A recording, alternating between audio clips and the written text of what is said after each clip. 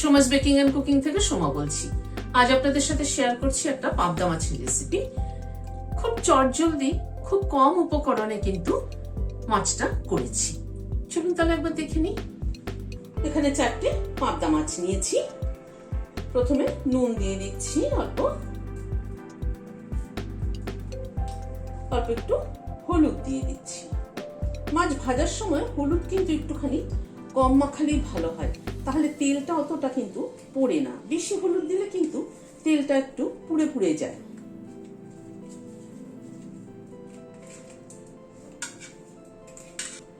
অল্প একটু সরষের তেল দিয়ে দিচ্ছি। সবকিছু ভালো করে মাছের গায়ে মাখিয়ে নিলাম।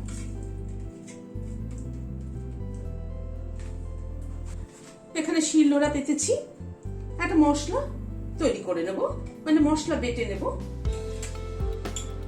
পোস্ত দিলাম 1 চামচ, দিয়ে আর অল্প একটু দিচ্ছি।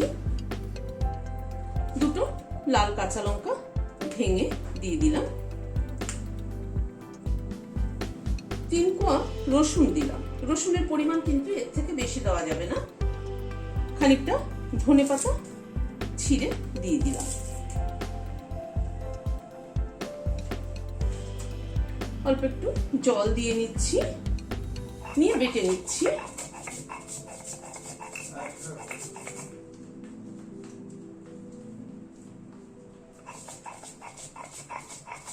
এভাবে শিলে বেটে করলে তার কিন্তু টেস্টি হয় আলাদা।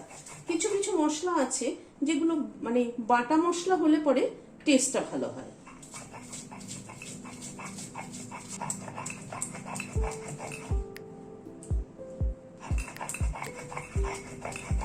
মশলাটা বাটা হয়ে গেল।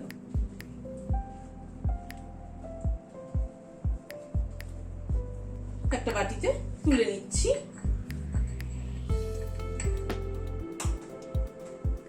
গ্যাসে একটা কড়াই বসালাম, সরষের তেল দিচ্ছি।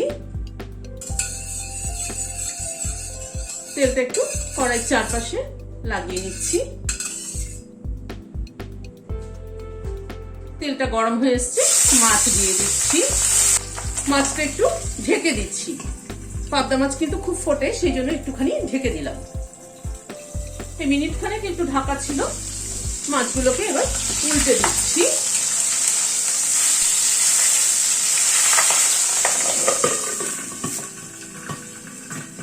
আবারও মিনিট খানেক মতো এ পাশটা ঢাকা ছিল।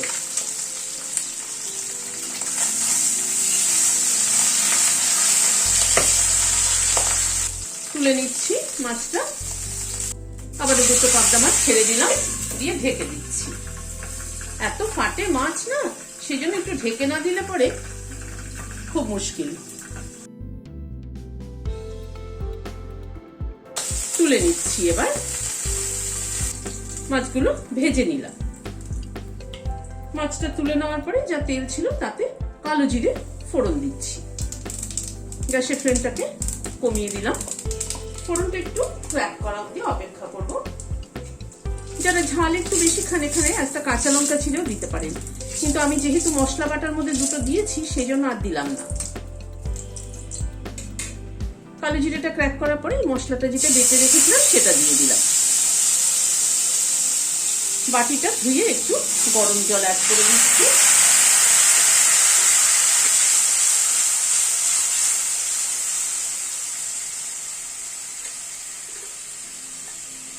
অল্প একটু হলুদ দিয়ে দিলাম, আর একটু লাগবে। 1/2 চামচ নুন দিয়ে দিলাম। মশলাটাকে একটুখানি কষিয়ে নিচ্ছি। অত্যন্ত সিম্পল কিন্তু এই মাছের ঝোলটা, জাস্ট খালি মশলাটা পেস্ট করে নেওয়াটাই যা কাজ। কেউ চাইলে কিন্তু ওটা মিক্সিতেও করে নিতে পারে। খুব চটজলদি হয়ে যাবে এই মাছের ঝোলটা, এবং খেতেও কিন্তু খুব টেস্টি।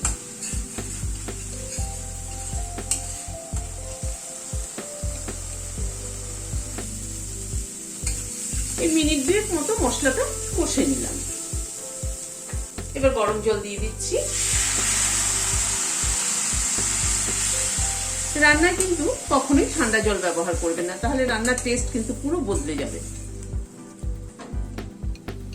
ঝোলটা একটু ফুটে উঠুক, আর সামান্য একটু দিচ্ছি জল। ঝোলটাই মিনিট খানেক মতো ফুটে উঠলো, মাছগুলো দিয়ে দিচ্ছি। পাবদা মাছ তো নরম মাছ, পাবদা মাছ কিন্তু ঝোলে দিয়ে খুব একটা বেশি ফোটানো যাবে না, তাহলে তুলতে গেলে ভেঙে যেতে পারে।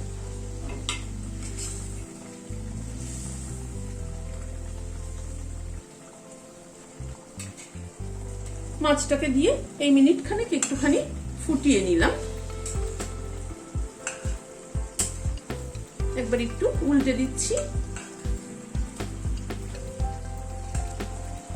নামানোর আগে কাঁচা সরষের তেল একটু ছড়িয়ে দিলাম, দিয়ে গ্যাসের ফ্লেমটাকে বন্ধ করে দিলাম।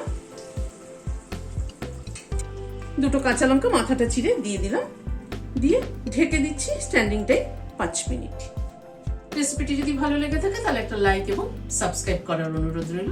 আজ তাহলে এখানে শেষ করছি। নমস্কার।